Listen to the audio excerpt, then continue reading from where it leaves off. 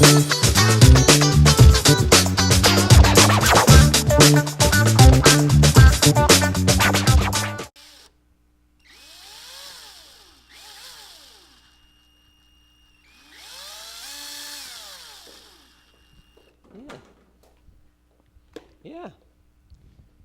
You see, I've picked up a little guitar work. I've been working on people's guitars, you know, on the side, making a little extra money. So, yeah, I think this one's done. All right, here we go. Dave Hill here, obviously. And, you know, musicians make their money in a lot of different ways. So let's talk about what we're going to do today. We're playing some more shuffle music because it feels so good and we had such a good time last lesson, so we're going to talk about that a little bit more. But we're going to apply it now with some different types of phrasing. You might have noticed in our last lesson that from time to time I grabbed two notes at the same time. Right? I might have even double stopped. I might have played two notes together and bent one. Right? Okay, those are called double stops, okay? Double stops simply mean, in the world of guitar, it means you're playing two notes at the same time. Doesn't necessarily mean they're blues styles or anything, but you can play two notes at the same time a lot in blues and it sounds good. So we're going to talk about that and we're going to apply it over some blues progressions, okay? So let's get through the different positions that accommodate and lend themselves to double stop bends really well in double stop phrasing. So the most obvious position is the box position because the bends are so available there. And that means the double stop bends are also available there too. So check it out. If I took this bend, right, it's perfect for blues or, you know, minor chord there, and just held the note above it while I bend this note. See how great that sounds? Now I've got this note that's hanging on top while I bend underneath it. Right? Doesn't that sound cool? And you can even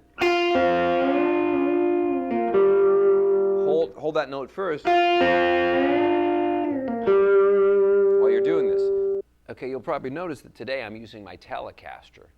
And it's interesting to note why I'm doing that.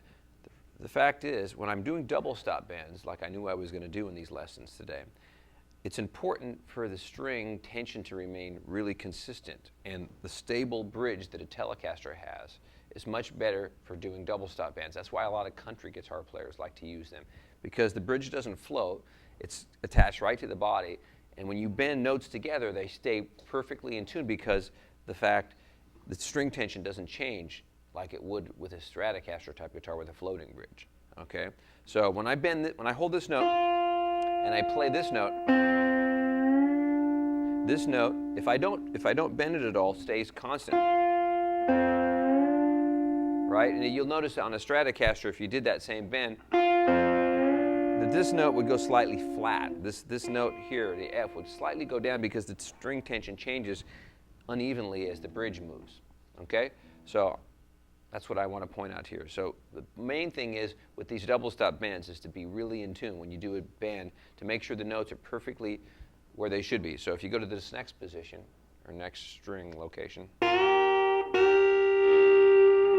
right, you're bending this note up a whole step while this note stays the same. So it should create this sound, right? So we've got a good one right there, and a lot of times I'll actually use my fingers, right, to bend them together. I could pick them, or I could use a combination of pick and fingers. Either way is perfectly acceptable. Okay, here's another good bend in this position. I like to do this one.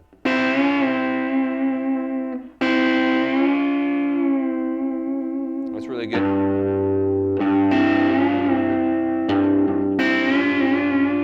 Now, what's interesting about that is that these double stop bends here, if you do it right, this one goes up a half step, and And this note here goes up a whole step, right? Right? But you can see I'm bending from the same fret, so isn't it interesting that one string goes up a half step and one string goes up a whole step? That's just kind of the interesting phenomenon of that bend. Right? If you might bend just a little bit more with your third finger, right? And to adjust for the pitch. Bending, especially with double stops, has a lot to do with how you hear the notes and how do you adjust when you make a bend. You're always adjusting with your ear and finding the right pitch. And especially if you have something to play against, you can hear. Let's make this G so I can. So if I.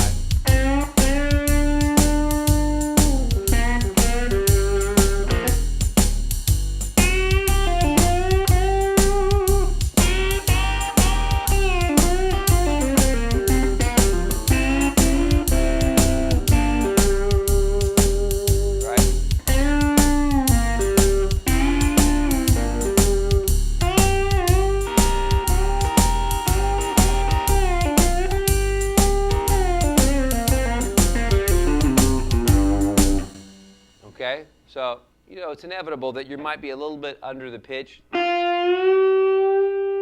your ear will take you the rest of the way, and you'll give it a little bit more to get it there.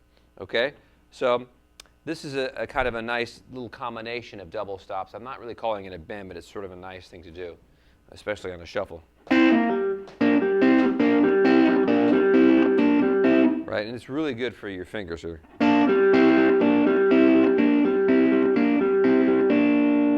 Okay, so you can feel the over the bar feel to that one, right? So if I get back to this one.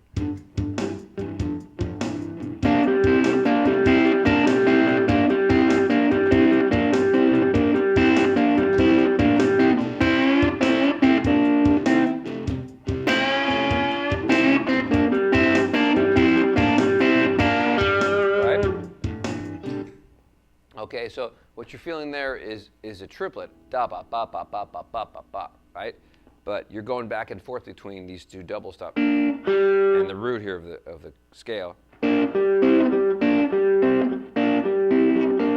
right? So you're kind of over the bar line. And